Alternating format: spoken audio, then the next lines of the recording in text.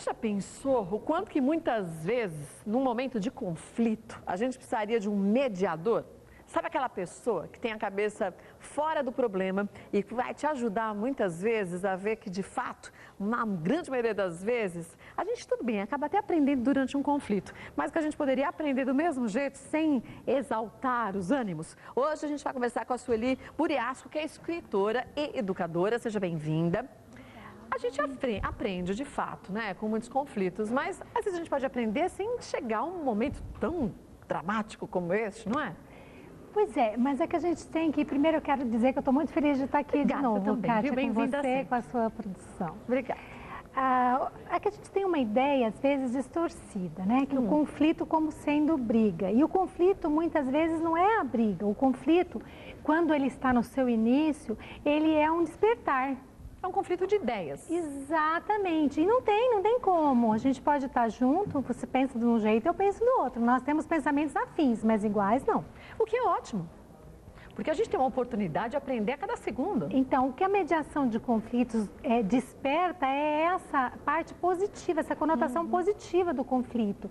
Então, você pode usar o conflito para você crescer. E se você olhar na história, foi diante de crises imensas, de crises mundiais, que houve o despertar de nações. Podemos dizer que é uma evolução. É uma evolução, Não deixa de ser. é uma busca. Nós entramos em conflito até conosco mesmo, quando duas ideias são antagônicas, e desse diálogo interior, a gente amadurece. É verdade. E no relacionamento é a mesma coisa. Então, o conflito em si não é negativo. O que é negativo? Não gerenciá-lo e ele se transformar numa briga. Quer dizer, o início de uma confusão pode ser o conflito, mas aí cabe a gente manter essa conversa só num conflito e não chegar a uma discussão, uma briga, e aí sim a gente perde a razão.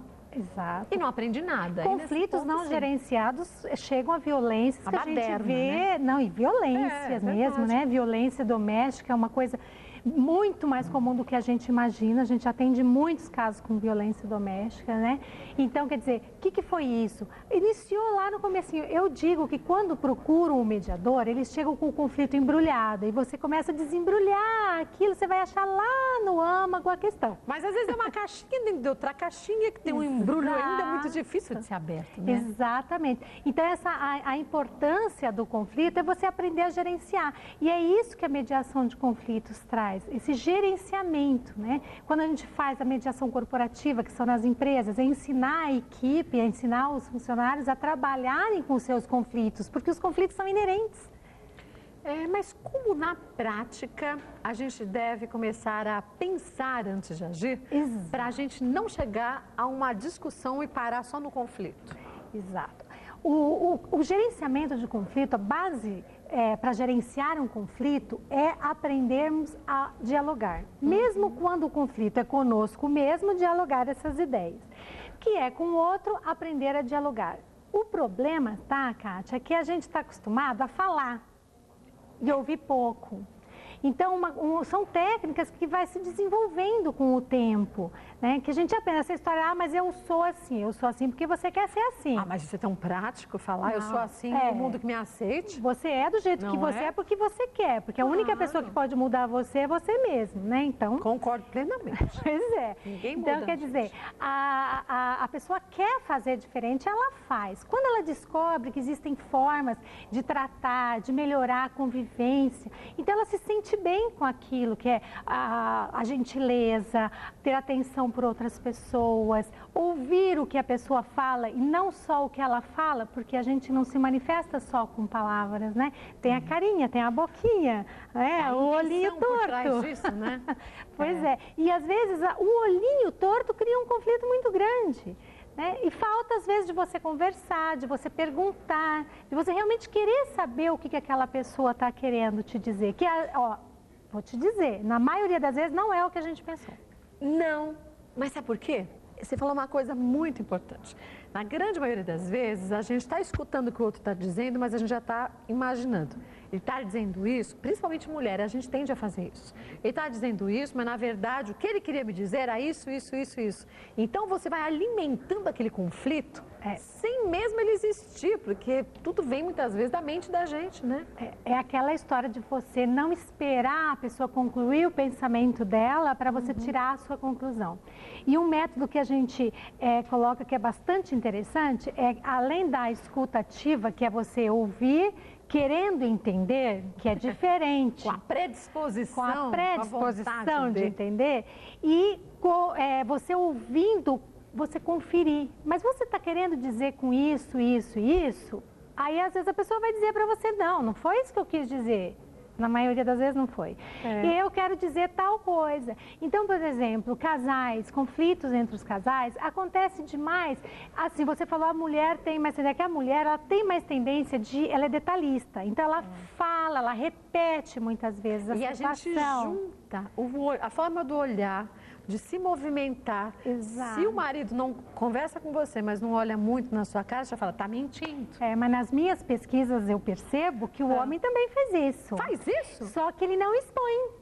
Ele não assume? Não, ele não expõe. Ele guarda aquilo e aquilo vira um problema comportamental dele. Por exemplo, ele para de conversar com você sobre determinados assuntos conflitivos da vida, pessoal, ele para de conversar com você. Ignora. Aí você fica assim, nossa, ele não quer saber da família, ele não quer mais saber de mim, ele não quer... Cria aquele monte de problema. Na verdade, não. Foi porque a maneira como você falou daquele problema, ele não gostou. Birrinha? Entendeu? Então tem infantil, muito isso, tem. E a gente tem que ir amadurecendo, por isso que os conflitos são bons. É relacionamento em que você vai se superando. É o aprendizado, né? Exatamente, é o aprendizado. E você vai amadurecendo através disso. Então, quando você recebe um casal, assim, a ponto já de se separar, e você começa a desembrulhar, aquilo que eu falo, né? Desembrulhar o conflito, ou tirar as caixinhas... Aí você vai ver que estava lá uma história de que não, sempre que eu falava, não adianta porque ela sempre tem razão, então eu fui para outro lado. Ou ela falou alguma coisa e ele levou para o outro lado.